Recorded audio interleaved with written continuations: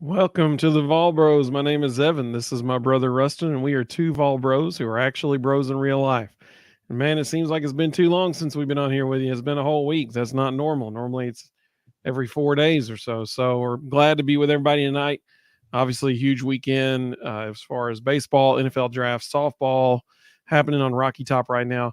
If you're joining us on YouTube, X, or Facebook, we appreciate you joining us. We're glad you're with us. And we got certainly a lot to talk about this evening. So, with that being said, the BaseVols sweep Missouri, get a little revenge from last year. Last year, they had to go to Missouri, and Missouri swept us. And so we got a little bit of revenge. What do you think about what you saw this weekend, Rustin? Well, I think it was great to see a lot of different things. I think they finally figured out Friday, or in this case Thursday. I love the idea of the opener and how well that's working out. AJ Causey just looks so comfortable coming in relief, and I don't know. Some guys are like that. They just need to see the game start and need to see kind of flow, and then come in to feel comfortable. And Chris Stamos has done a fantastic job walking into that opener role, and then AJ Causey has been just lights out since he started this kind of late starter concept. I think they have found their week one or their day one starting situation. But I think the biggest thing that stood out to me this weekend was, and we said the middle game would be the toughest. Missouri's number 2 starter, Saturday starter, whatever you want to call it, is by far their best pitcher, and he showed it. They had a hard time hitting him. Yesterday was a little bit of an odd one. Wasn't expecting them to struggle offensively yesterday, but I think the biggest takeaway from the last 2 games was, you got 2 nail biter wins, and the pitching staff did the job. Like it wasn't about offense; it was about pitching, just coming in absolutely shutting down Missouri. In 27 innings this weekend, Tennessee pitchers had 24 strikeouts to 8 walks, so a 3-to-1 strikeout to walk ratio, and only 5 runs in 27 innings. That is an outstanding weekend for any pitching staff, especially against a SEC baseball team. Yep. I mean, that's the thing. Like, on the thumbnail for tonight, I said pitching stepped up big because, I mean, what more could you say? I mean, defensively yesterday, hitting dingers. That's Mina Lackey. She said, standing on business. That's right. We were standing on business. That's perfect. HT14, welcome, buddy. He said, hello, hadn't watched the show in a while. I'm glad you're here, bud. Elijah said, welcome. What's up, Vol Bros? Welcome, buddy. Good to have you. Y'all let us know in the comments what you thought about this weekend. Yesterday defensively, you can't say enough good things about how they played defensively. And you also can't say enough bad things about Missouri's base running. It was terrible. But kudos to Tennessee. They made them pay for when they made a base running error. And that's a sign of a great team. If the other team makes a mistake, you got to make them pay for it. And they did that. And that was very impressive. Yesterday was a weird game. You had 3 runs in the first inning, and man, they were just killing the ball in the first inning. It was fun to watch. And then nothing the rest of the game. That was kind of bizarre. But the pitching stepped up. And, when you look at, it's 9 o'clock, I guess. When you look at the 3 games as a whole, the first game was very, very similar to the rest of the season that we've seen so far. Tennessee's bats just dominated. But then Friday and Saturday, it was all about defensive pitching. So, I mean, it has to be encouraging if you see that as a Tennessee fan, because now they've shown they can win a bunch of different ways. And so I think I saw Tennessee try to bunt more this weekend than all of last season combined. I mean, it was very, very different, very different weekend. HT14 said, I don't really enjoy baseball, but I do keep up with Vols baseball. Do you think that we can compete with top teams? Well, I think so. They're number 3 in the country right now. So I think they can. I think they proved that when they beat Kentucky in a series last weekend. So, I mean, yeah, I think I think that's good. Funniest thing I saw on Twitter today was a Kentucky fan was talking about Tennessee baseball, and he said, "Does Tennessee ever play any games away from home?" And I'm like, "Did we play Kentucky away from home last weekend?" That cracked me up when I saw that on Twitter earlier. Elijah said, "Good to see us win with only 3 runs. We can win multiple ways, and that's really good for the postseason." Amen. Totally agree. Yep. 100% agree. So you got to be encouraged if you saw Tennessee play this weekend. Anytime you sweep a SEC series, that's a great weekend. Anytime you can only allow the other, or anytime you only allow the other team in the SEC to score 3 runs, also very impressive. So, just a fantastic weekend for Tennessee baseball.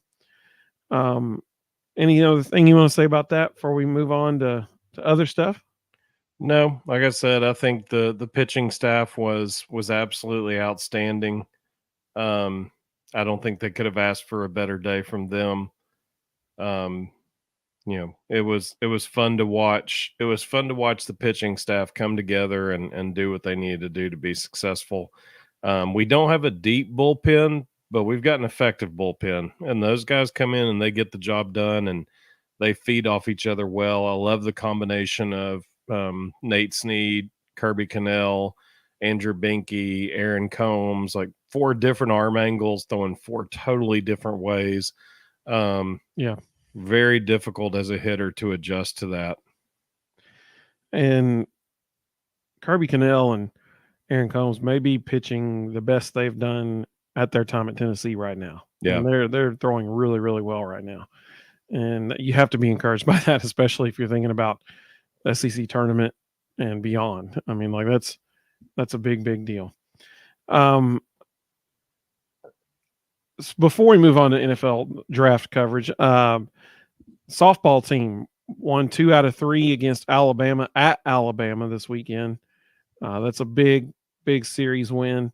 Obviously, Alabama consistently a nationally prominent team. Of course, our Lady Vols are, depending on what poll you're in, I think the most common is number 3 in the country. Yeah. So you got number 3 Lady Vols softball and number 3 Tennessee baseball right now. So it's a lot of and the women's rowing team is apparently beating everyone by 8 lengths of a boat. I mean, like they're just blowing everybody away right now. So definitely an everything school, no doubt about it. Did you happen to see the Georgia Texas A&M game yesterday? I saw clips of how Georgia's pit bullpen was cheating. Well, no, that was today. Oh, that was today. Okay, yeah. I got you. No, they needed to cheat after yesterday. I'm trying to get the exact numbers real quick. So Georgia comes into yesterday's game, scores 9 runs in the top of the first inning. And everybody's like, holy cow. And then Texas A&M rattled off 19 unanswered and run rules them in 7 innings. Dadgum. I did not know that. They knocked the starter off the mound in the first inning, and then the bullpen comes in and doesn't give up another run over the next 6 innings. So all I saw was a live look-in kind of thing, and it was in the top of the first inning. And it was saying that, Georgia had brought the bats today. They were ready to come play. And apparently things went downhill from there for Georgia. I've never seen anything like it. A team come out and score 9 in the first inning and then give up 19 unanswered and not even get to finish the game. I mean, it was a 7-inning run rule game. All right. So I'm going to share my screen because I want people to see what I just mentioned about how they were cheating in the bullpen, because it's kind of hard to argue with what you're about to see here. So this is there were 2 videos released today about Georgia's bullpen, and this tweet right here, Robert Barons combined the 2 videos into the same tweet. So here's the first one. Or the bullpen. He squats down with his glove Well, not only is he squatting down with his glove, he knew where the cameras were in the bullpen, so he went to the opposite corner and shielded it with his body so the cameras couldn't see what he was doing. So, I mean, it's kind of shady looking for sure. Kind of shady. Remember that number 45. Remember that number. All right. So there's the first video.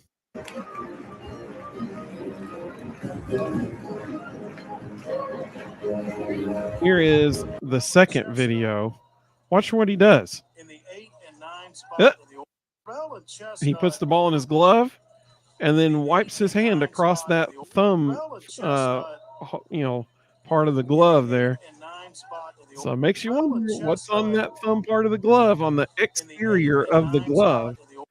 Clearly, it's whatever he was putting on in the bullpen down there. Very, very interesting. I mean, dude straight up cheated. Like, it's blatantly obvious what's going on there. Yep. So it makes you wonder what's going to happen about that. Let's see. Elijah said it is obvious cheating, insane if nothing happens to them. I mean, that's pretty cut and dry, in my opinion, when you look at that. I mean, if it's a shame that they didn't check the glove, because then it would leave no doubt. In the middle of the game, they go out and check that glove, but they didn't. So it's pretty clear though what's going on. Hitting Dinger says, was he caught? Not that I'm aware of yet. I hope something happens. Those videos just surfaced tonight, so it'll be tomorrow morning before the league office even looks at it. So I found it. So the starting pitcher for Texas A&M in the first inning gave up 9 runs on 5 hits, walked 3. All 9 runs were earned, which, bless his heart, his ERA just took a beating. Yeah. But then they sub him out, bring in the bullpen, and the 3 guys out of the bullpen go 6 innings and allow 2 hits. Man, a team scores 9 runs in the first inning and then gets 2 hits the rest of the game and gets run ruled 19-9. Ouch. Mississippi Vols say, hey, welcome, Mississippi Vol. Glad you're with us. This is loving the show, guys. We appreciate that very much. Enjoyed seeing us get another sweep this weekend. Absolutely. Florida and Gainesville won't be easy, but it should be a good series. Hope you have a great week. Go Big Orange. Absolutely. Absolutely.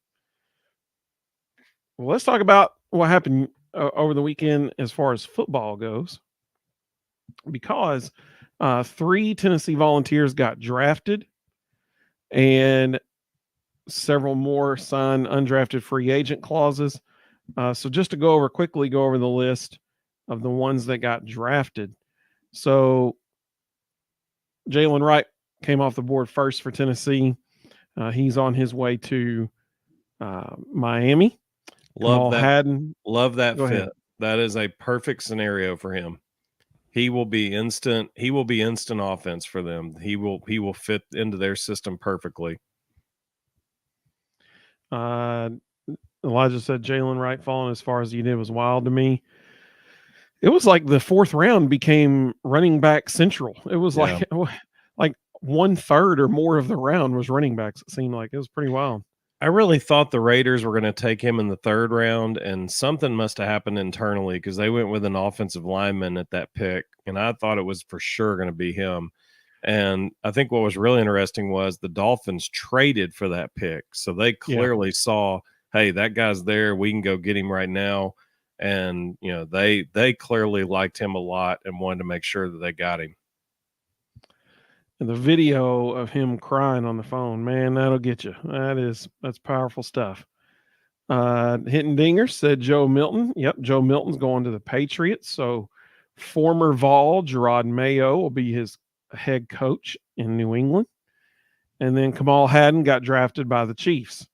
So those are the 3. And I was happy for Kamal. I mean, my goodness, when you think about 14 months, what difference 14 months can make for that kid. It's incredible. Where he was 14 months ago as far as his skill set and everything to now he's a NFL corner. I mean, that's awesome for him. So happy for him. I'll be surprised. I shouldn't say this. I'll be surprised if Joe makes the roster in New England. They've got Jacoby Brissett, they've got Drake May, their practice squad guys, Bailey Zappi. Unless they're planning on using Bailey Zappi as trade bait, because he's a good backup. Somebody would pick him up as a backup. If Bailey Zappi becomes a trade bait, backup, then Joe could make the practice squad. But he's definitely not going to, beat out Jacoby Brissett or Drake May. And the Patriots never carry more than 2 quarterbacks. So it'll be interesting to see if he's able to make the practice squad. I think Kamal Hadden will actually stun people. I think he is a prototype NFL corner. I think he's going to remind a lot of people of Emmanuel Mosley as far as his length and his ability to, get up on people. And I wouldn't be surprised at all if Kamal Hadden actually has a really good career with the Chiefs. They have a tendency to find diamonds in the rough, and those guys pan out to be a pretty big deal. As far Hinton Dinger said Joe was number 193. I think Brady was 199. So I did see a tweet talking about all the similarities between, where they were picked. They both went into a situation with a new head coach, a pretty established backup or starter that they're backing up. That was. When I think arm strength, I think Joe Milton and Tom Brady. Those are the first 2 names that come to mind. Joe Milton, definitely. Hinton Dinger said, I just want the best for Joe. Madden Kamal Hadden really turning around. Absolutely. Totally agree. 100%. As far as Elijah said, I've seen enough. Joe's the next Tom Brady. And Hinton Dinger said, yep. I hope so, man. I hope so. That'd be wonderful for him. I hope he gets some playing time and makes the game squad. That'd be awesome. As you go through the undrafted free agents, let's talk about each one of these individually, because I think there's actually some guys that have a chance to make a roster here. So McAllen Castles was the first one that Tennessee football tweeted out or X'd out. What is that even called now? I don't even know. He's Z'd. He's Z'd out. Is that for real? Like, no. Are we making an executive decision? With. Okay, Elon is now called Z'd. I can't do it. He tweeted out McAllen Castle's son with the Philadelphia Eagles. That was the first one they did. I see him being a practice squad guy. I think they'll like his body. He fits the NFL mold. I'm not sure he'll ever actually make an NFL roster, but I could easily see him being a practice squad guy, mostly because he's versatile. So in practice, he can fulfill a lot of roles on the scout team. And I think that's valuable to a lot of NFL franchises. So I think he'll probably make a practice squad. That's probably the best he'll get.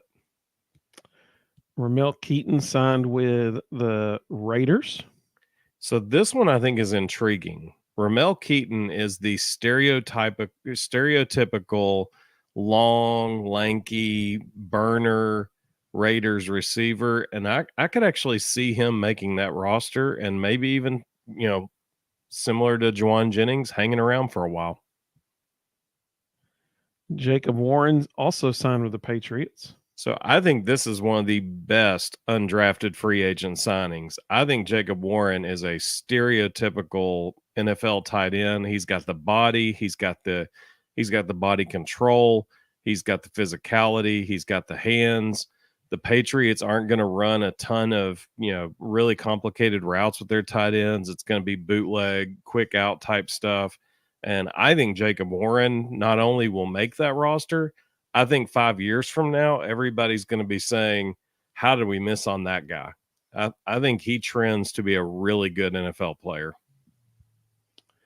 D. Williams signed with the Seahawks. I'll take Mike Eckler's phrase on this. He's a fart in a skillet. The only problem is a compliment, actually. Yes. The only problem is, and the Seahawks are one of the teams that might be willing to do it because of roster limitations. You typically don't keep a punt returner unless they're just electric. and he doesn't help them anywhere else. He can't play any position in the NFL. So, if he makes the roster, it'll be because he's just living electricity in the preseason in punt return, and they go, we just can't afford not to keep this guy. But that's his only shot. If he doesn't do that in the preseason, he's done. You'll see him in the USFL or whatever it's called. That's where if he doesn't UFL now. UFL. There we go. Yeah, I knew it was something like that. Jalen McCullough signed with the Rams. Yeah, I don't see him making it. They have a pretty deep secondary, and I think he's probably going to be an early cut in spring training. Just not athletic enough. Yeah. Jeremiah Crawford signed with the Carolina Panthers. Same. I think he's a body for practice and won't make it past the first cut in preseason. This is one that I'm actually very intrigued by. Gabe Jeudy-Lally to the Titans. Yep. I think that goes back to his Vanderbilt days. I think their head scouts who got to watch him a lot when he was at Vandy probably saw something they liked there. And yeah, I agree. I would not be surprised at all if he makes a roster. I think he's going to. I really do. He's a sure tackler. And it is tackle football. So that's a vitally important element of the game. And so I think that because of that, he's going to make a roster. Aaron Beasley also signed with the Seahawks. He fits their defensive system really, really well. They're deep at that position, so it's going to be hard to make the roster, but I could easily see him making the practice squad. If he has a really good preseason, I could also see another team picking him up who doesn't have a good linebacker situation. With his speed and ability to cover sideline to sideline, he's valuable. And so I could easily see him, making the roster in Seattle as a practice squad guy or possibly somebody else's full roster. Yeah, I think he is at minimum a practice squad guy in Seattle. I mean, he's got the it factor, man. Like, his problem in Seattle, that's why I think he might get picked up by somebody else. His problem in Seattle is they are crazy deep at linebacker. Like, they just don't have a whole lot of room for anybody else. And then late last night, almost at midnight, maybe after midnight, Jabari Small signed with the Titans. I could see him just because of the fragility of the running back position. I could see him making the practice squad. He's not going to make the roster. They're too deep at the running back position. They targeted that position when they let Derrick Henry go, and they went and got a couple of guys. And you typically don't carry 2, maybe 3 running backs on your roster. So I could see him making a practice squad. Let's see. Hitting Dinger said, glad Beasley was taken. I really enjoyed watching him play. I agree. 100%. I totally agree. She also liked that for Gabe Jeudy-Lally at the Titans. I do too. I really think he's going to make the team. I really do. Papa J said this next year's NFL draft should be a start of a lot of Vols in the NFL. So we're going to talk about that here in just a second. That's our last part of the show tonight, actually. Elijah said, aren't they doing the new kickoff rules where they have to return the ball? Isn't that a thing? I don't know. I don't know. Yeah, I'd be shocked if they are. They are. So they're going to force them to return it. What if they kick it through the end zone? That's the only one they don't have to. But yeah, otherwise they're returning it.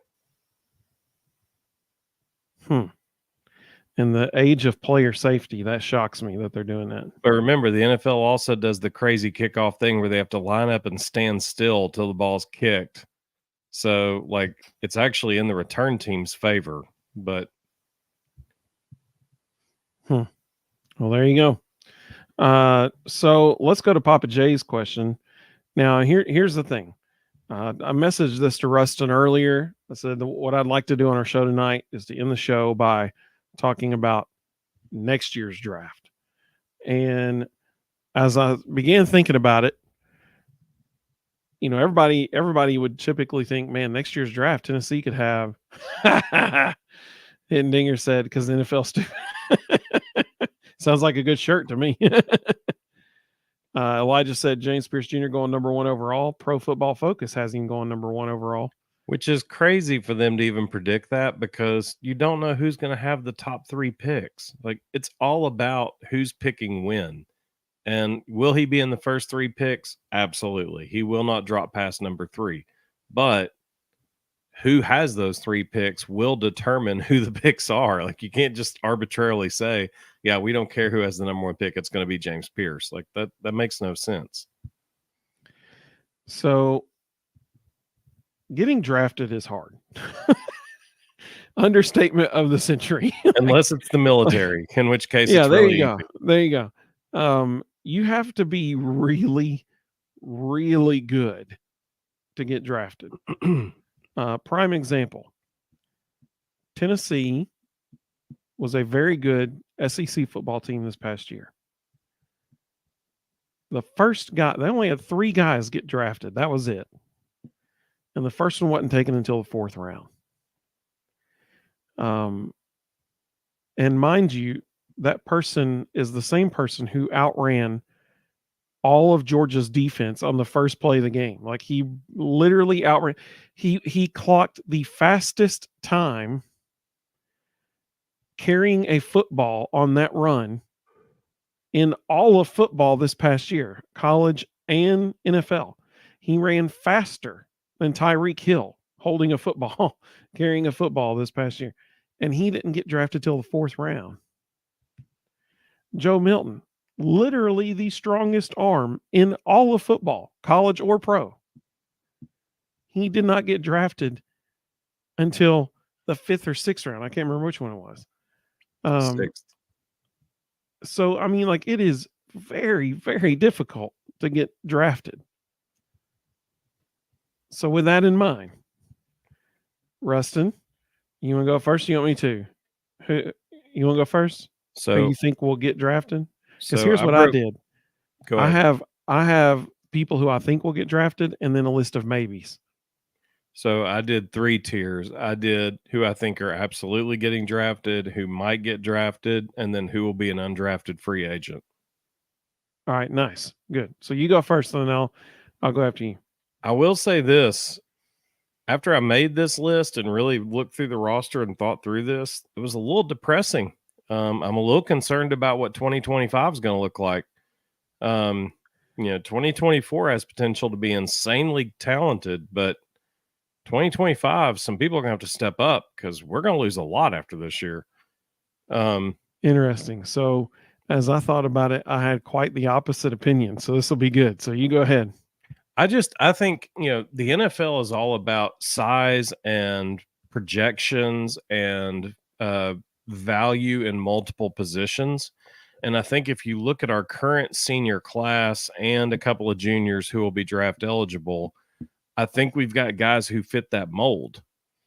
I mean, you may have a short list, but honestly, I've got us having 8 guys get drafted, 3 possibly get drafted, and 2 undrafted free agents. I think we have 13 guys next year. I have 2. Okay, you go first.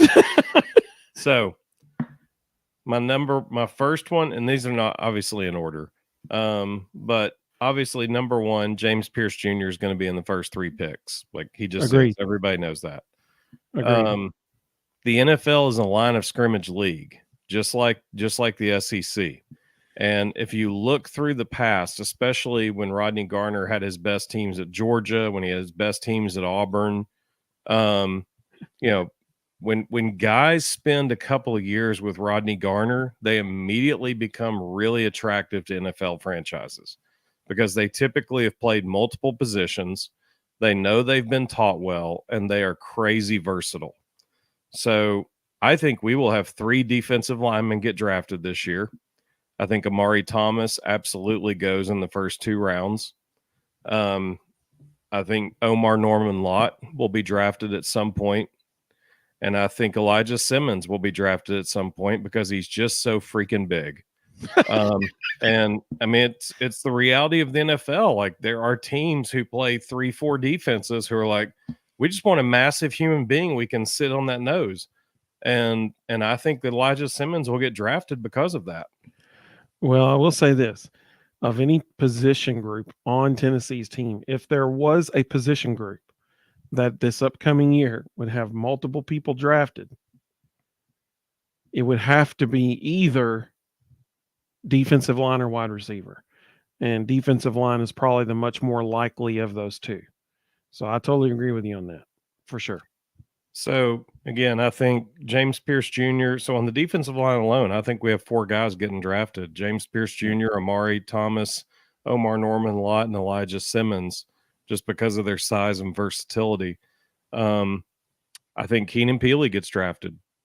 If he comes out and has the season that he probably should have had this past year, he projects really well. He's huge.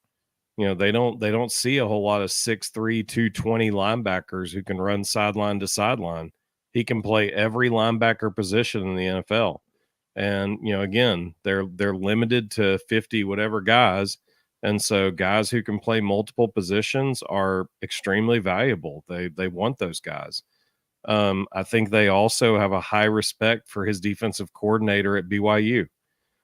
He's very well known in NFL circles. And, they will view him as a guy who has been taught well and can come in and contribute right away. Elijah said Peely is also really old. Some franchises value that. If you've been taught well and they know you can come in and play like a veteran right away and they don't have to worry about rookie year issues with you, there's groups that matters to. Offensive line wise, I think we get Javonte Spraggins and John Campbell. It's just hard to find left tackles. John Campbell's a good one. I think he's versatile enough to play either tackle. I think he's also versatile enough to even slide in and play guard. Javonte Spraggins has the value of not only being either guard, but in his time at Tennessee, they've also taught him to snap for an emergency. So if he absolutely had to, he could slide to center. Again, these are the things that matter to NFL teams. And then my last one is Brew McCoy. I think Brew is a prototype NFL huge receiver. Not every team wants that guy, but there's some that absolutely do. And I think he will probably surprise people. If he has a good year this year, I think he could go 3rd or 4th round. So I think all of those guys get drafted. I think Dante Thornton is a big question mark. He could get drafted. He could be an undrafted free agent. I mean, the reality is this: 6'5" dudes that run 4.3 40s go to the NFL. Like, they just do. So, whether it's getting drafted or undrafted free agent, he'll be in one of those buckets. If Dylan Sampson decides to come out, which he will be NFL ready or NFL eligible, I think he could be one of those guys that could be drafted. Probably a late rounder, but again, he in an all-purpose system like, say, San Francisco, who likes guys who can catch the ball out of the backfield, do a lot of different things. He's a good fit for groups like that. And then my undrafted free agents, I think Bryson Eason, again, he's just huge. Agreed. Like, NFL teams like huge dudes that have played for Rodney Garner. I think Cooper Mays is going to be an undrafted free agent just because of his background and his family, and the fact that he is a competitive center. And then I'm blanking. There's one more. Well, I totally agree with you on Cooper Mays. And honestly, that was what frustrates me the most, because for some reason, people look at his size and they're like, no, he can't play.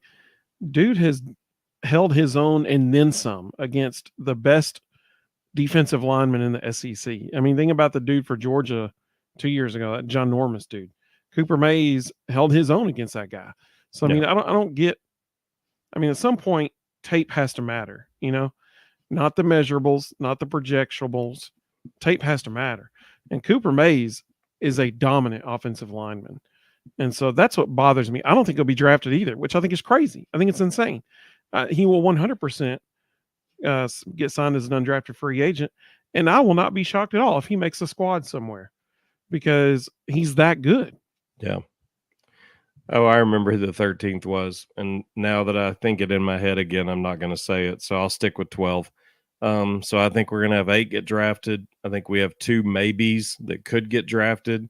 And the 2 maybes, if they don't, one will come back. The other one will be an undrafted free agent. And then Cooper Mays and Bryson Eason as undrafted free agents also. I 100% agree that Bryson Eason will be an undrafted free agent. And that dude, he's at least going to make a practice squad somewhere. He has developed his game so much. I mean, he is a success story. And that goes to what Eric said here. Eric commented, he said, "What's up, Evan and Rustin? What about all our Vols getting drafted NFL teams? It's awesome. I was surprised some of them got drafted, but it shows you Coach Heupel and staff are developing."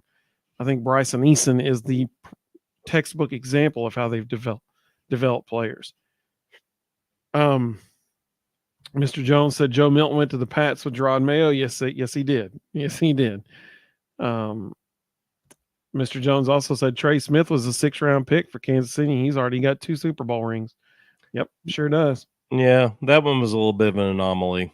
They all were freaked out by his heart condition. And I guarantee if you ask every NFL general manager, hey, where'd you have Trey Smith on your draft board? All of them would have said 1st round. But then they freaked out about the medical condition and passed on him. But if he had a clean bill of health, he wouldn't have made it out of the 1st round. So as far as next year goes, I have 2 people getting drafted. And that is James Pierce Jr. and Omari Thomas. I know it sounds ridiculous to say, but I think Omari Thomas, his performance in the orange and white game helped his draft stock. Specifically, one play, because it just so happened that they were interviewing Josh Dobbs on the sideline, and Omari Thomas ran down Deshaun Bishop. As Deshaun Bishop was breaking away down the field, Omari Thomas ran him down. The linebackers didn't run him down. The defensive backs didn't run him down. The interior defensive lineman ran him down. That one play, they'll be sending that to every NFL team in the country. Like, look at what this guy did. That was impressive. That was an impressive play. And so people say, spring games don't matter. Well, I'll tell you what, that one play right there mattered for Omari Thomas for sure. I think he's going to have the type of year that people aren't going to have a choice. They're going to have to take him. They're going to have to draft him.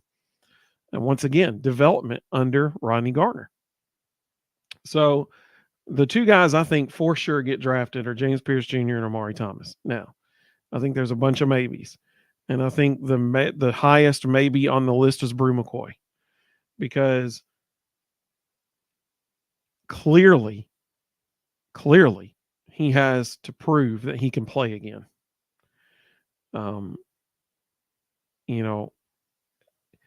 It's been a long time since he's been on the field. He wasn't on the field this spring. He's still rehabbing. He has to prove that he's 100%.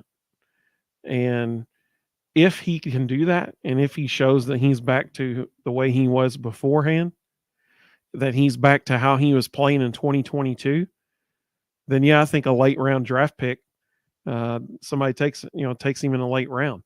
Tony agreed. Tony said if Bruce healthy, he gets drafted, I believe. I think, he would be an excellent steal for someone late in the draft, because I think the thing that matters the most about him is his catch radius. If it's in the same zip code, he's going to catch it.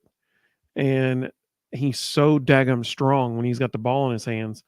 He can take a hit over the middle and hang on to the ball, i.e. Alabama 2022 last drive of the game.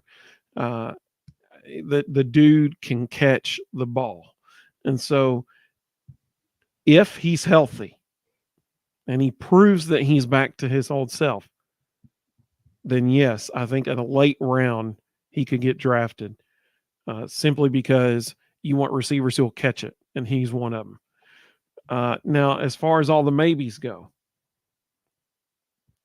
I would love to say right now that Keenan Peely is going to be drafted. I would love to say that. The problem is we have no clue because we hadn't seen him play. He played one game, and not I don't think he finished the game in that one game. But last year against Virginia, we saw him play one time. Very first game of the season. I mean, I don't know. I hope by this point, 7 months from now, we're like, Keenan Peely may be the best linebacker in the country. I hope we're saying that. He's certainly built like one of the best linebackers in the country. That dude's chest and shoulders, it's like better than Tarzan. I mean, like, it's just like, it's crazy how strong he is through his upper body. So I hope we're saying that he's going to be drafted. Dante Thornton Jr., I think, is a very big maybe. He has kind of been the tale of two cities. When the beginning of last year, it was like, dude, you just have to catch the ball, man. Like, just catch it. I vividly remember when we played UTSA, Nico came in the game. It was Nico's first pass of the game. He threw a bullet straight to Dante Thornton. I mean, all he had to do is just turn around and catch it. It was a quick hitch route. Dante, the ball hit him literally right in the hands, right in the chest, and he dropped it. Then you've got the Dante Thornton of the last two games that he played before he got hurt, and he was a showstopper. Prime example, the very last catch he made before he got hurt at Missouri, the play that he got hurt on, it was an unbelievable touchdown catch. If that's the Dante Thornton that we see, yeah, he has a really good shot at being drafted. Because, like you said, 6'5" dudes that can run. Yeah, there's a spot for you out there. You just got to catch it. That's all you got to do. I already mentioned my thoughts on Cooper Mays. I think it's a crying shame that he won't get drafted. But I do think he'll be an undrafted free agent, and he's still going to make a team anyway because he's that good. John Campbell, I think, is a maybe. I think that when he blocked the dude into the tunnel at the Titan Stadium last year, I think that helps him. I think the fact that he played left tackle last year and he's going to play right tackle this year, I think that helps him because it shows versatility and where he can play. But he's going to have a really good year to get drafted. Javonte Spraggins. I would love to see him and John Campbell both get drafted. I don't know if they will. Javonte, I think you made a really good point when you said that not only has he played guard, but he's played left guard and right guard, and he's also played center. So all three interior line positions he's played. That's very valuable, and I think that really helps him. Mr. Jones said Dalton Connect. Maybe not in football. Maybe not. Hinton Dinger said Cooper to the Patriots. I'd love to see that. I mean, he's going to make a team wherever he goes. And then Omar Norman Lott. I think he's a maybe. I think he has to show a whole lot this year to get drafted. I think he has to show maturity this year to get drafted. Could it happen? For sure. Do I think it's a guarantee at this point? No, I don't. I'm going to throw another name out there that you didn't mention. Chris Brazzell. I think depending on what kind of year he has this year, he might try to test the waters and then he ultimately comes back. But he is draft eligible after this year. I don't think he will. I don't think he'll go to the draft because his brother is coming to Tennessee next year. And I think he will stay at Tennessee for one more year after this year, just so his family can see him and his brother play on the same team. I think that's what's going to happen. Yeah. Mr. Jones said Gaston Moore because he knows Heupel's offense in and out. Let's see. If he's not, he's going to be assistant quarterback coach for Tennessee. Agreed. I think that's what's going to happen anyway. There's one name that you mentioned that I did not, and that was Dylan Sampson. This one, it bothers me, honestly. Do I think Dylan might declare? I do. Should Dylan declare? Not even a little bit. If there is anything that this draft showed people, it's that running backs are very, very undervalued in the NFL right now. If he can make halfway decent money in NIL hit to returning for another season, I think it would very much behoove him to do so. The only thing that might not align with that is that means he has more wear and tear on him in college than it does in the pros. I think that was one thing that Jalen Wright was benefiting him. Not a whole lot of wear and tear. And I don't know that it's that they don't value. Like I don't think this draft is a good indicator of how much they value running backs in the NFL. I think they value young running backs actually higher than old running backs because I agree. They want to get them and get as much out of them as they can before they get to the second contract. So they want those first 3 years to get them as many touches and plays as possible so they can showcase them so that someone else will sign them in year 4 so that franchise doesn't have to pick up a big price tag unless unless they want to. That's one reason why I think Dylan Sampson might actually do well. I mean, look at Jalen Wright. He went in the 4th round. He got $1 million a year for 3 years and a $775,000 signing bonus. You know, there ain't no NIL program that's going to get anywhere near that. So, you know, they're going to have to they're going to have to prove to Dylan Sampson that he can't go in the first 5 rounds. If he can go in the first 5 rounds, he's going to make good money and he needs to do it.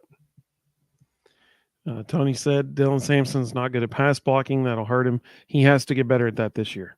I mean, just to play at Tennessee, he's got to get better at it. He does, but you know, the NFL, he's not that kind of running back. He's a third down back that they use for, you know, screen game, quick pass game, quick hitter off the draw. You know, he's not. They're not going to ask him to pass pro. They're going to ask him to go be a threat. So, when I looked at the number of people who are for sure getting drafted this year, I agree with you. There's a lot of people that we're going to lose that won't get drafted or are maybes about getting drafted. But there's a whole bunch of people that are leaving after this year. A whole bunch. And that's concerning. As far as the amount of people who will probably definitely get drafted, I think that number actually goes up the following year. Because you got Nico, Chris Brazzell will definitely get drafted the next year. Arion Carter will be draft eligible the following year. David Hobbs will be draft eligible the following year. If he has a really good season this year and next year, he's gone, in my opinion. Lance Hurd will be draft eligible the next year. So you got those 5 dudes right there. And then Dylan Sampson for sure, if he stays, will be drafted that year. So that's 6 guys. So my number goes from 2 to 6 the next year after that. But there's less people that are going to be undrafted free agents and stuff that next year because the team is going to be so young. Well, and the one thing that we can't quantify Transfer portal. whether they go in the draft or undrafted free agent, whatever, we're going to lose 13 key contributors after this year. Absolutely. So in my mind, that means we have 13 spots in the portal. I don't see them backfilling those with high school kids. I think they've learned their lesson that high school kids aren't going to help you right away, and you've got to constantly be in the portal. So I think next year we're going to be big players in the transfer portal. Probably be using our NIL. You probably won't see the class of 25 getting a whole lot of NIL money because it's all going to be in the portal. And, we will go out, and I love Nick Saban on the draft basically saying that now that he's, basically saying that Alabama tampered with the one defensive back that went in the first round. He didn't care at all to say that on live television. So I would bet next year I'm sure the will whole be. athletic department was really appreciative of that. Well, can't really do anything to him now, and the kid didn't come, so they failed in their tampering. But I'd say we're going to be tampering for at least 12 guys in after this upcoming year. I totally agree. Tony said, I think T-Lander will be our best linebacker. I agree. In 2025. Yep. I'm excited to see a kid's 25 linebacker core that has a main three of Jeremiah T-Lander, Arian Carter, and Jalen Smith. I think it's going to liken back to the Al Wilson, Eddie Moore, Eric Westmoreland, threesome that, just terrorized people. I think 25, we're going to have a really impressive linebacker core. Edwin Spillman will be back there, and that's another good one.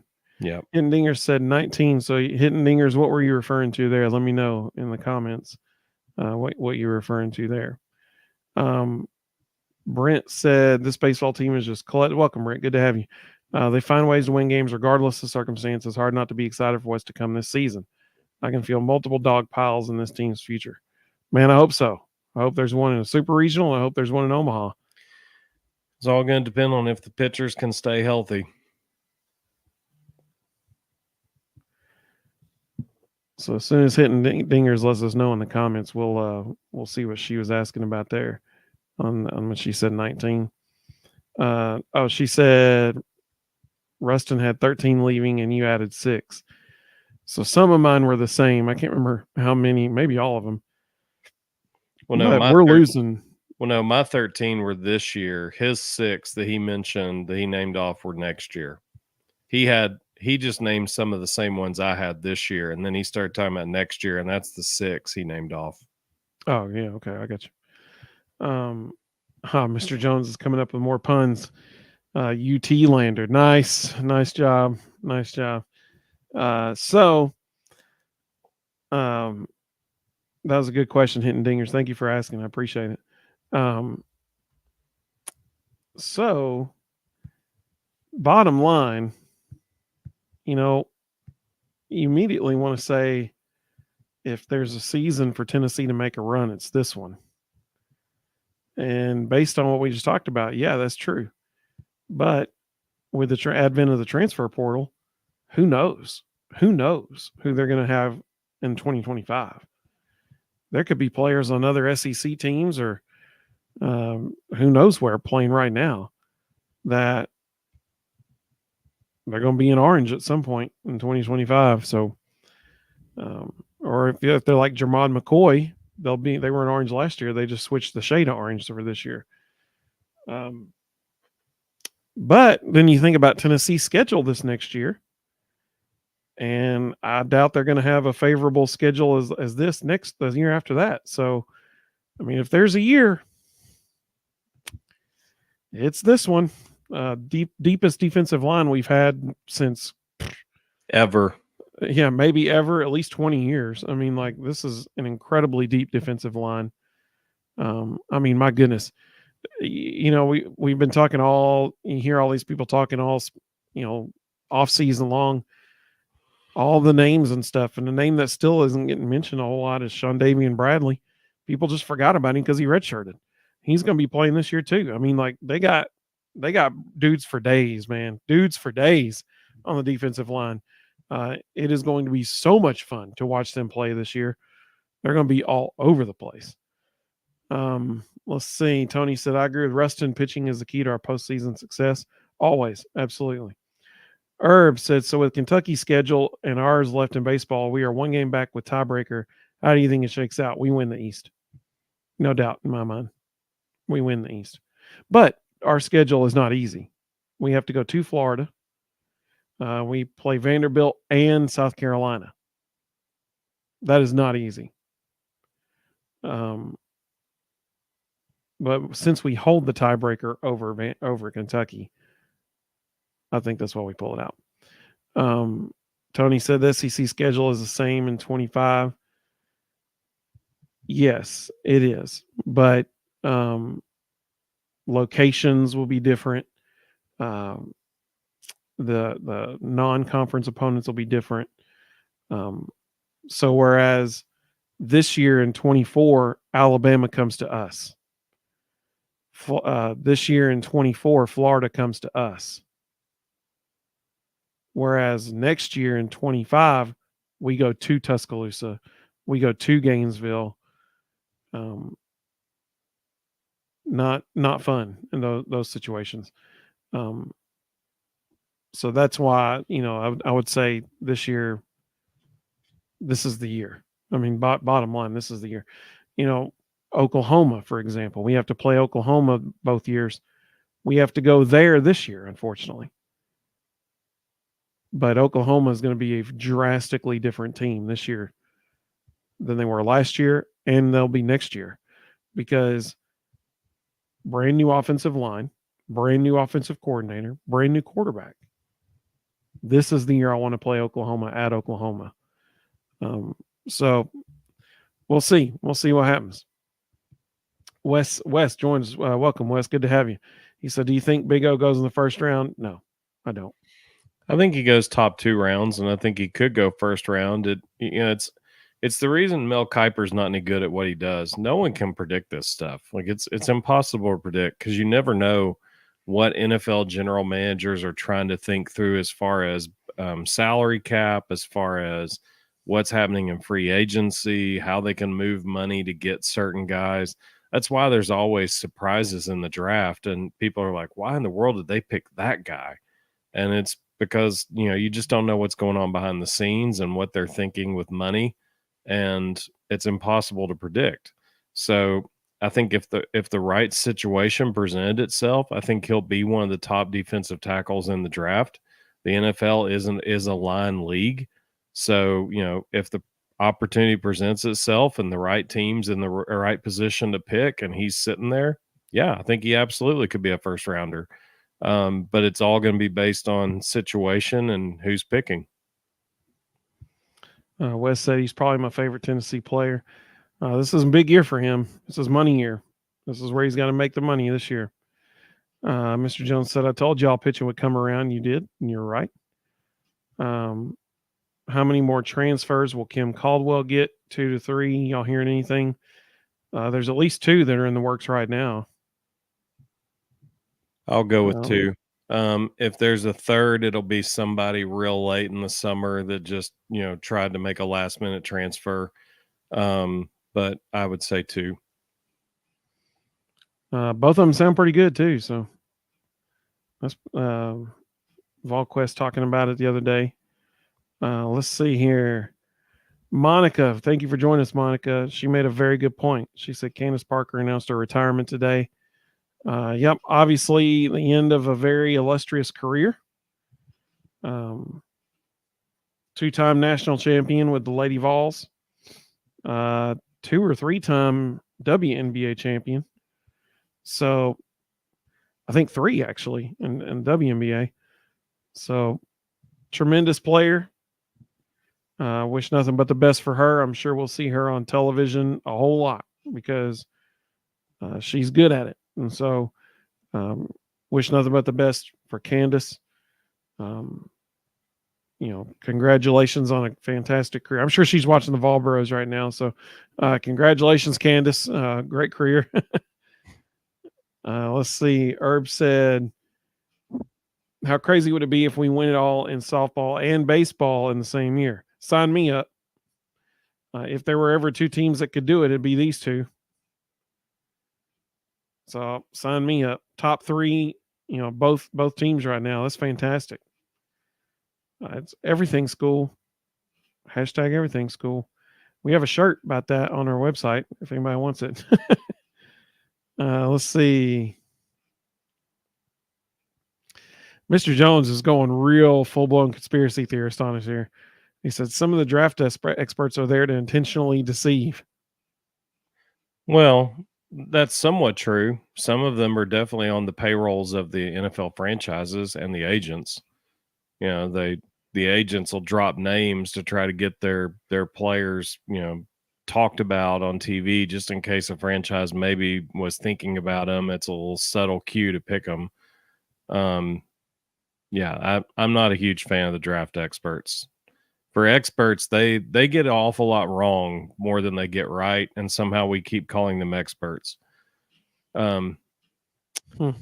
So one thing that happened today that I thought was really fascinating that kind of I think flew under the radar a little bit, and this is not a negative attack on Samantha Williams, but Samantha Williams, who was on Kelly Harper's staff, got hired today by Mississippi State to replace Gabe Lazo, who Kim Caldwell hired away from Mississippi State. So essentially we traded assistant coaches. And for those who are just curious, in my opinion, we got the better end of that deal. We got an X's and O's guy who knows basketball. They got a recruiter who hasn't done too well the last 3 years. So I think we did much better on that trade. Let's see. Herb said he agrees with you. Wes asked, just curious, but are y'all actually brothers? We are. We really are. That's why. So my line to start the show is we're two Vol bros who are actually bros in real life. And so we really are. We've been brothers our whole lives. Well, my whole life. He was without me for a few years there. I was here a little earlier.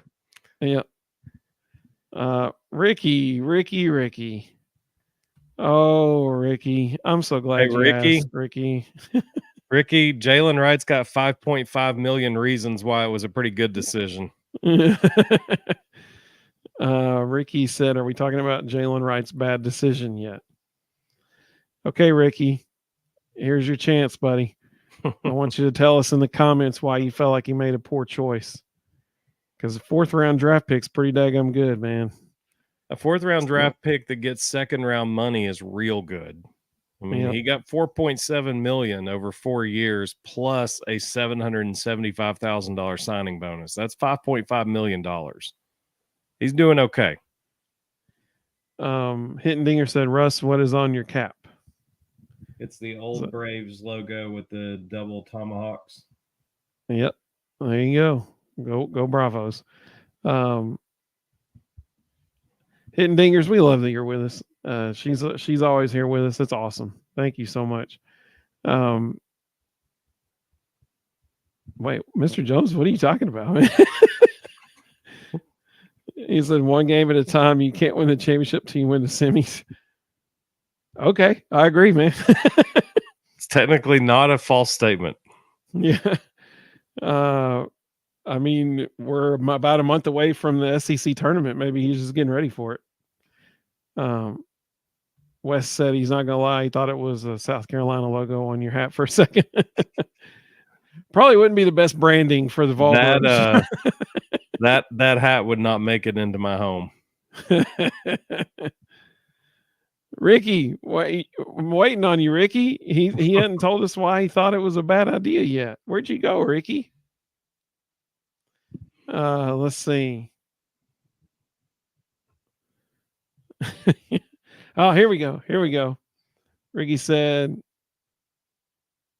no way. Could have made a ton in NIL and really improved draft spot and team situation. No way. All right. You want to answer first, and then I'll give my answer. The absolute best he could have done in NIL would have been maybe $500,000 for 1 year. Maybe. Bryce Young got $1 million for 3 years. So there's no way he was going to get more than $500,000. That man just got paid $5.5 million. He's one extra year in college. Okay, if he slipped up 2 rounds to the second round, he got second round money now in the 4th round. He's good. He made a good decision. Here's my answer to that. I keep going back to, unfortunately, running back is no longer a position at which you are considered extremely valuable in the NFL. Yeah. The NFL has become more of a throwing league. Do you still have to run the ball to win? Yes. For some reason, though, teams don't view it that way. I mean, that's been a common theme we've seen, especially on Twitter, and former running backs talking about it. Just how not as valued running backs are as other positions are in the NFL now. Mm-hmm. And I think he noticed that this wasn't going to be a very stout running back class. He knew he was going to be one of the fastest guys in the running back group, which he was the fastest guy, I think, actually, in the running back group. He knew that he had already set the record of this past year of fastest time carrying a ball. He beat out Tyreek Hill for carrying a ball this top end speed as that opening run against Georgia. You got to capitalize on that when it happens. That's my opinion. He knew that he had something to offer of worth right now, and that he has not had a lot of wear and tear on his body. He hasn't had huge amounts of carries in college yet. If he had returned another year, he would have. I think that's Dylan Sampson, maybe his best reason to try to test the waters next year. I don't think he'll be good enough to go. But Ricky said maybe he and Tyreek Hill will race in practice. Maybe so. Maybe so. But I mean, the thing is, like, you got to strike while the iron's hot. He's healthy right now. He was the fastest running back in the draft. I mean, when are you going to have a better chance than that? And so I think he made a wise decision to go ahead and go. I think ultimately in the long run, Tennessee will benefit from that too, because they're able to keep Dylan Sampson. They were able to keep Peyton Lewis because Jalen Wright moved on. So I think he made a pretty good choice, and not to mention that payday is pretty daggum good. So it's pretty good. Ricky said, who knew 4th round was the goal? 4th round wasn't the goal. 4.7 million was the goal. I can promise you, Jalen Wright did not care what round he was chosen in. I'm sure he'll do the arbitrary, I'm gonna make them all wish they hadn't passed up on me, that every 3rd, 4th, and 5th rounder says. But 5.5 million is pretty stinking impressive for a 4th rounder.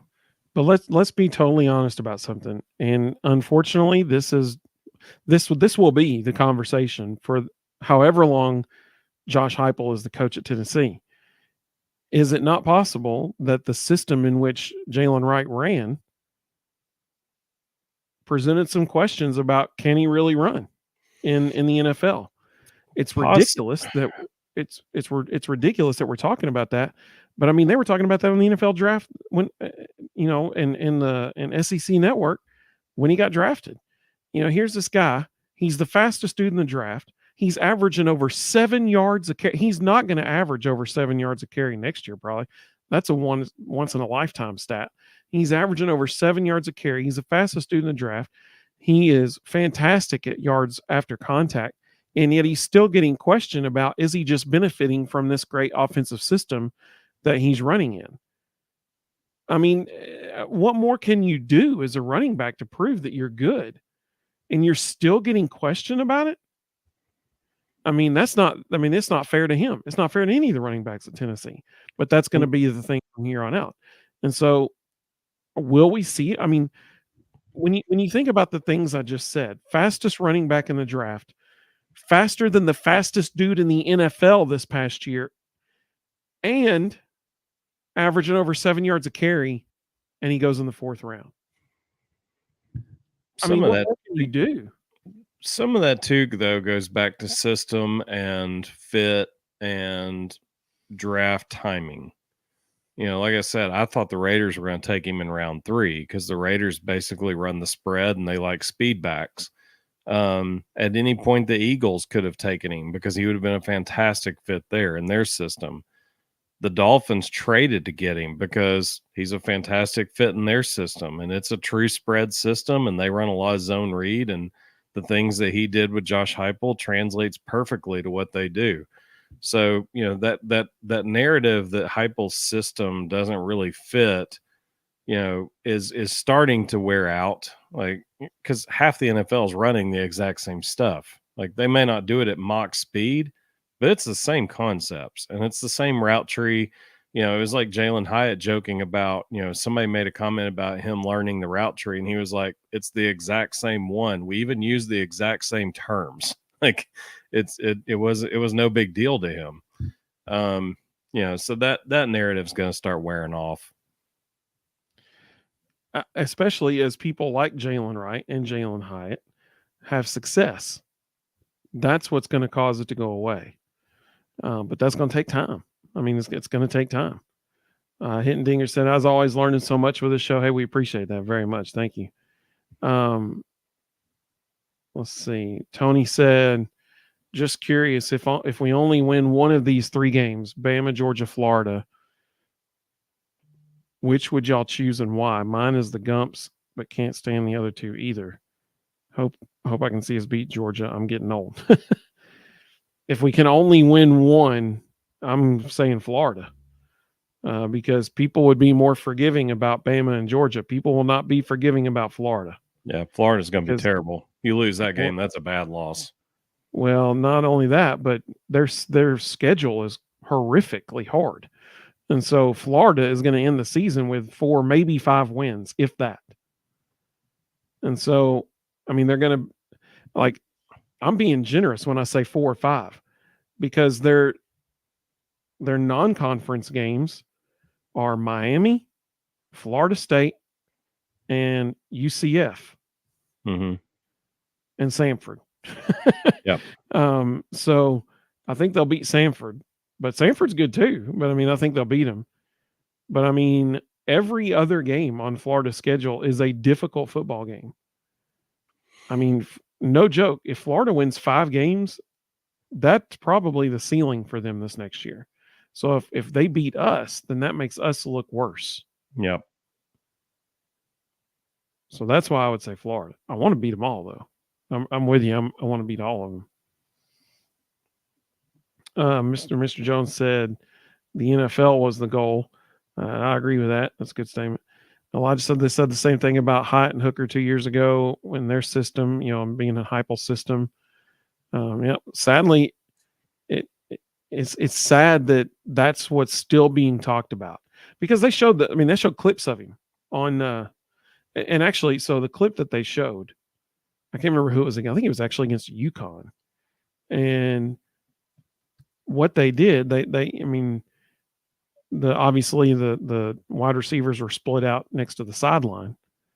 And so you had the 5 offensive linemen and Joe Milton and Jalen Wright.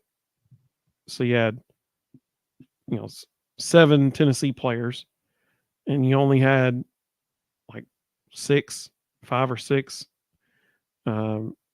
defensive players in the shot. I think they only had 5 actually. So you had 5 on 5 offensive linemen, 5 people in the box, and Jalen Wright busting, this long run.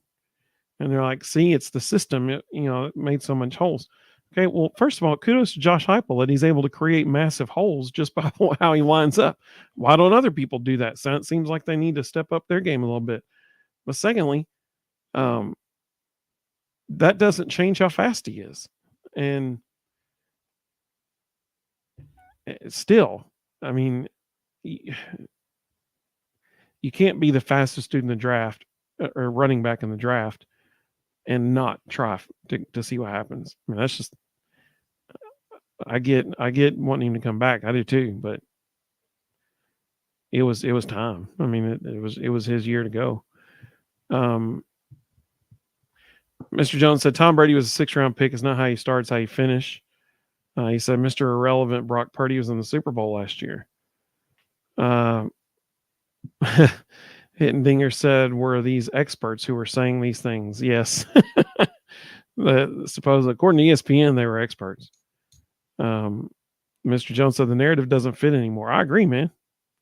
I think Heupel's just a really good offensive coach, and he knows how his team should line up, and other people should do the same thing. I don't know why they're not. Totally agree.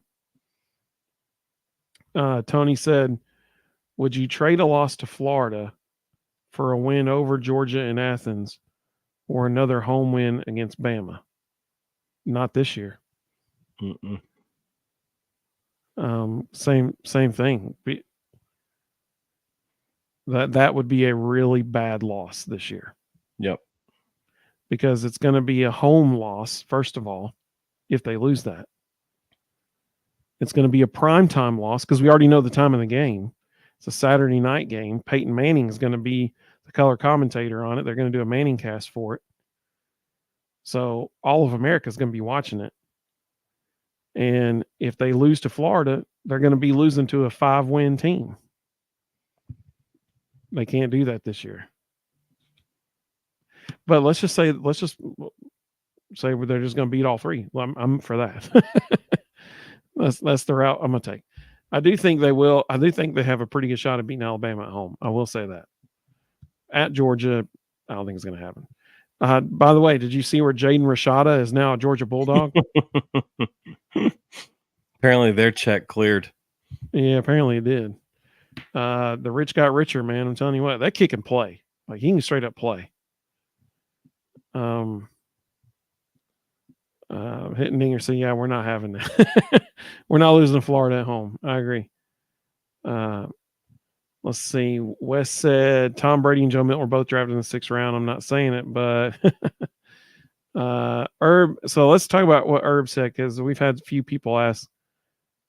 Yeah, hey man, hey Tony, I love it, buddy. He said just wanting some football. I agree, man. I really do too. I miss it. I want it back so bad. I totally agree, man.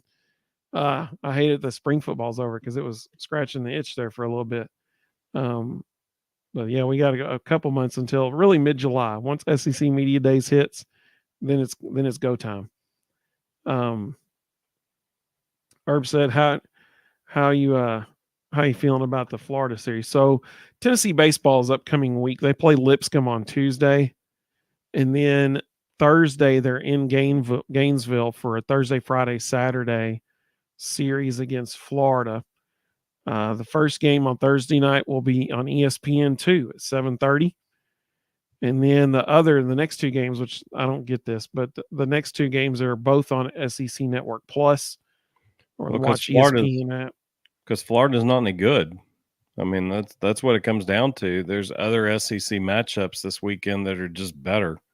Because Florida's this is not a typical Florida team. They are down. Both of those games on Friday and Saturday both start at 6:30. So here's some numbers for you, and hopefully, the baseball gods don't frown on this and I don't jinx us. But I anticipated this question. So if you look at the Florida pitching staff, okay, so first of all, Florida is 22-21. All right. They are not good. They are a 500 team. But Jack Caglione hit 11 home runs in 11 games, so that's pretty good. So it's him. He's it. I know. There is no one else. I mean, they are bad without him. So I'll give you some stats here to show you how bad they are without him. So he on the mound, and of the 3 starting pitchers, he's the only one we need to be concerned about. Everybody else has gotten shelled. Their team ERA is over 6. Okay.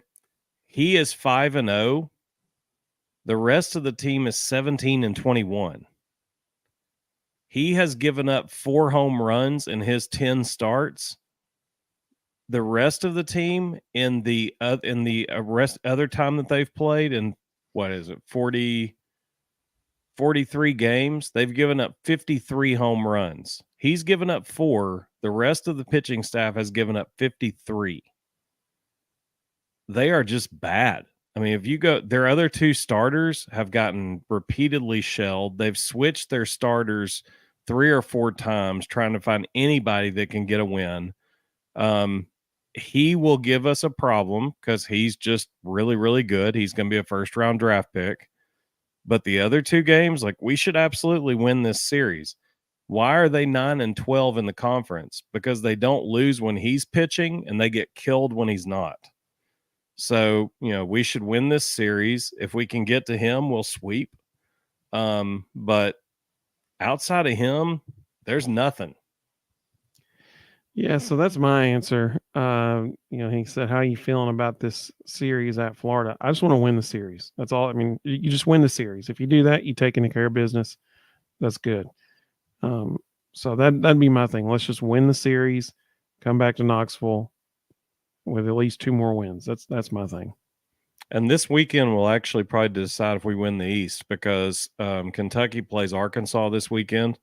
So if they get swept, if Arkansas beats them all 3, then we'll be in sole possession of first place. And, good odds we'll win the East. So, yeah, they got Florida this weekend. Then next weekend, they're at Vanderbilt. That's our last Friday, Saturday, Sunday series. And then the weekend after that is a Thursday, Friday, Saturday series at home to finish out the season against South Carolina. And so that's Sunday night, May the 19th. So that'd be the week after Mother's Day. Reed Carringer will be joining us for his next time with us. That'd be Sunday, May 19th. Herb said Vandy is not great. They're not as good as they have been. They're still good, but they're not as good as they have been. So this has been a lot of fun. A lot of fun talking about some football. That was good to talk about. If you didn't see our interview with Bill Dance, famous bass fisherman Bill Dance, we did that this past Thursday. I strongly recommend you watching that. There's some really good Johnny Major stories in that interview with him. Some Doug Dickey stories in there. So I'd strongly encourage you to go back and watch that. I think this might have been our 125th episode. I'm not totally sure. Let me look. I can tell you real quick. Just make it up. Nobody know. Herb said, "Great show, guys. Appreciate it. It's our Appreciate that, man. 375th episode." Yeah, I know it's definitely not that. Let's see here. So this was, well, my computer's being, there we go. It is. This is our 125th episode. I thought it was. So that's pretty cool, man. 125 episodes in. Very cool. So we appreciate all of you joining us and for being a part of the 125th episode of the Vol Bros. Elijah said 1000th episode. Woo! Well, speaking of 1,000, we forgot to mention this, but Karen Weekly got her 1,300th win this weekend, which is just unbelievable. I mean, it doesn't matter what you're coaching. 1,300 wins is unreal. Yeah, you're doing something right. For sure. Well, thank you all so much for joining us. We really do appreciate it. And we'll see you all very soon. We hadn't talked about it. Tennessee's playing Thursday night, but maybe we can go live during part of it just real quick. We'll have it. Like, I could turn the game on right over there and watch it while we're live. Hitting Dinger said, another great show. Thanks, bros. Y'all hit that like button on your way out. I think that's a fantastic idea. Well said, Hitting Dingers. Well said. Thank you. We really do appreciate that. Elijah said, night, bros. Night, Elijah. We appreciate you joining us, man. For all of you who joined us, we got 331 people on here still. We got up to about 333, I think, was the highest it got. We appreciate y'all joining us. We hope you all have a wonderful evening, and we'll see you all Thursday night for another episode of the Vol Bros. So go Vols. We hope everybody has a great rest of your week ahead of you, and we'll see you soon. Good night, everybody. Oh, wait, I hit the wrong button. All right. Here's the outro. Now we're cooking. All right. See, this is what happens when it's live. 120. I just blew it. I blew the 125th episode. 125 tries and you still can't get it right. I know it, man. It did take me like probably the first 20 to get the intro right. I'm doing pretty good with it now. But I just messed up the outro. Dadgummit. All right. Well, I hope everybody has a great evening. Tom, thank you, buddy. We appreciate it. Tom said, great show. We really do appreciate that. Thank you so much. I hope you have a great evening, Tom. Good night, everybody, and go Vols.